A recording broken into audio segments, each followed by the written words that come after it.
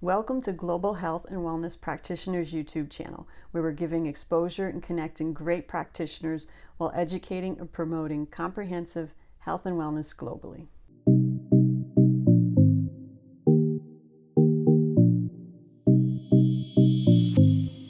So hello and welcome everyone. Today we're talking to Heather McGregor. I'm calling her the soul-led life business coach. I love the soul-led. Yeah.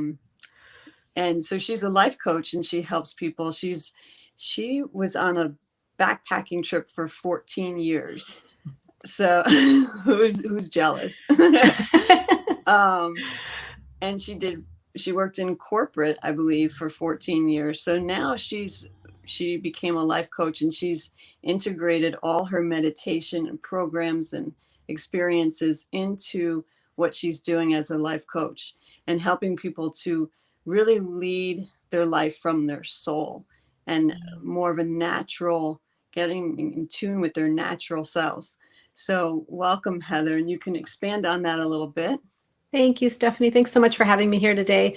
And yeah, that's it in a summary. I seem to go through these 14-year cycles. It's not intentional. The 14-year backpacking trip was meant to be 1 year. And it's, I felt that tug, that knock of my soul saying, no, keep going, keep going. And it was the same for, after the 14 years working in marketing and communications, where I felt that knock that said, there's something different. And so that's really how I got in touch with and understood that there's a calling of the soul. And so a lot of what I've done with all the personal development, all the mentors and teachers and programs, and then the marketing communications, it all kind of culminated together into what I do now with this entrepreneurial coaching business.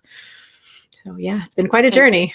Yeah. I love how the knock of the soul telling you those little nudges and pushes you, and you're like, what? Yeah. And it's easy to miss them or to notice, but kind of not pay attention. And so my journey has really been about tuning into and listening and acting and really, being present with those signals that comes from internally rather than external. Yeah. Yeah.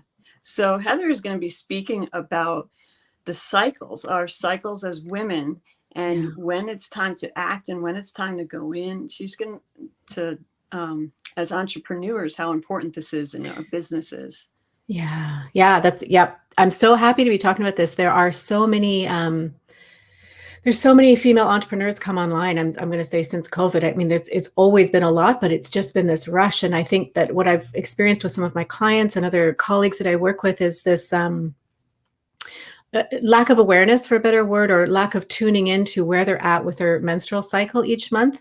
And for me, I've seen the impact that it has. I recognize I'll call them symptoms, but the things that occur cyclically in my own self and the impact that has had on my business. So I really love to bring this conversation to anyone that I work with, to women in general, and it applies to anyone, whether they're entrepreneurs or not. I mean, we have our cycles and they each represent a different phase of where we're at.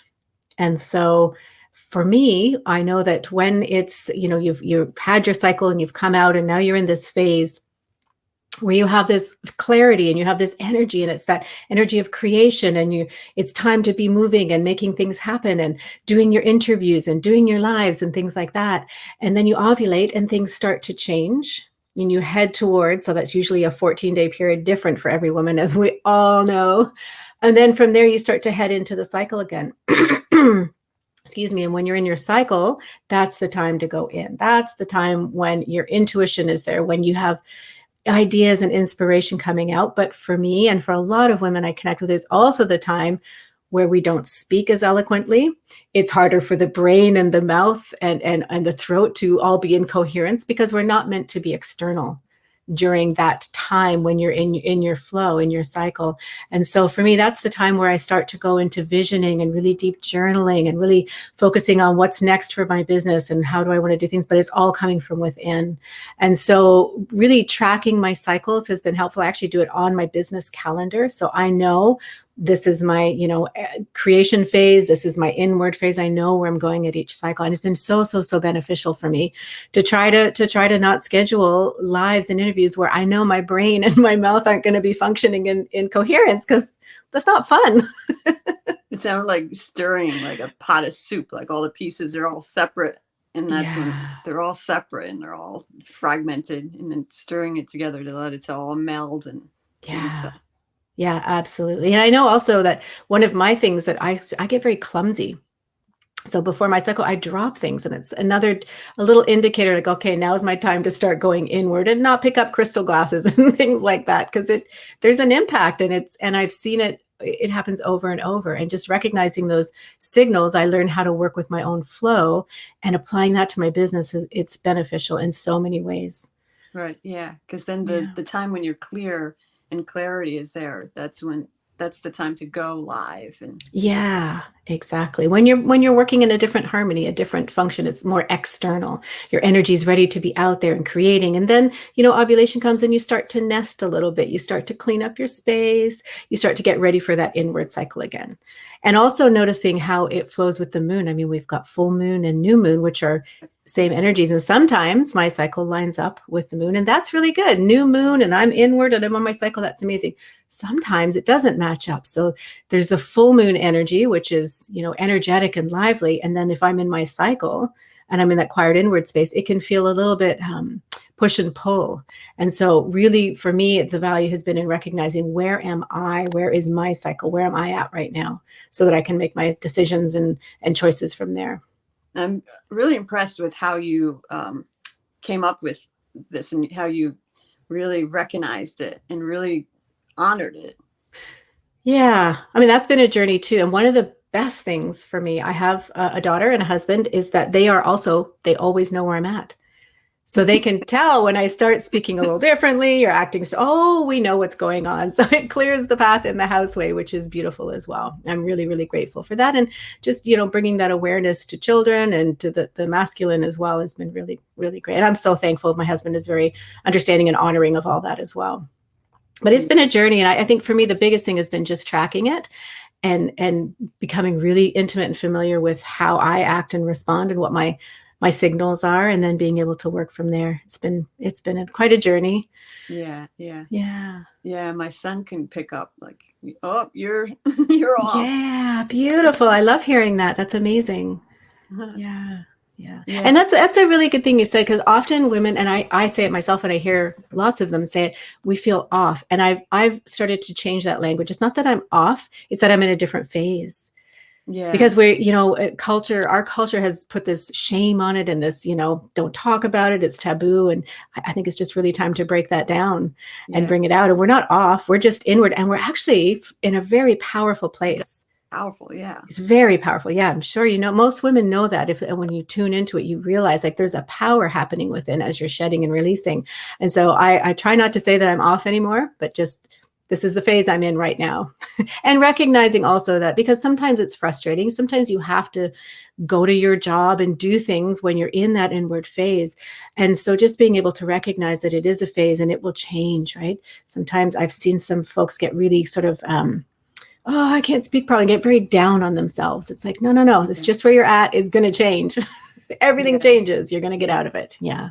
Yeah. Is there something else that you'd like to leave people off? Something else that you bring to your work in the world?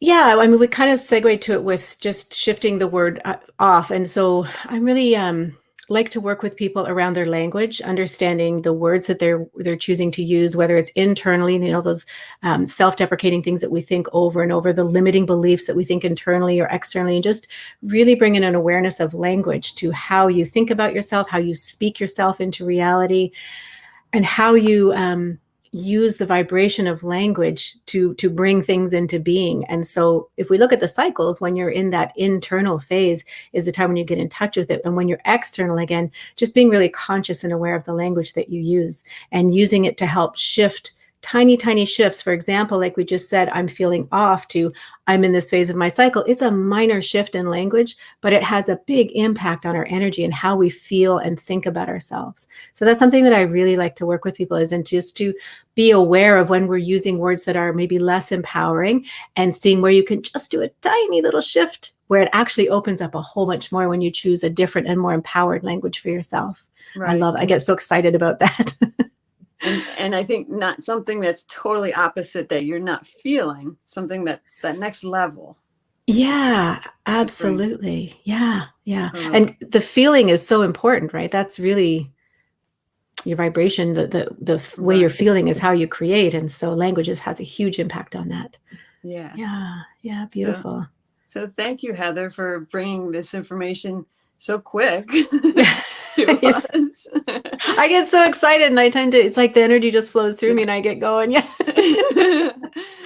Oh, thank you. I love sharing. This has been amazing. And I just love talking about this stuff, Stephanie. Thank you. Thank you.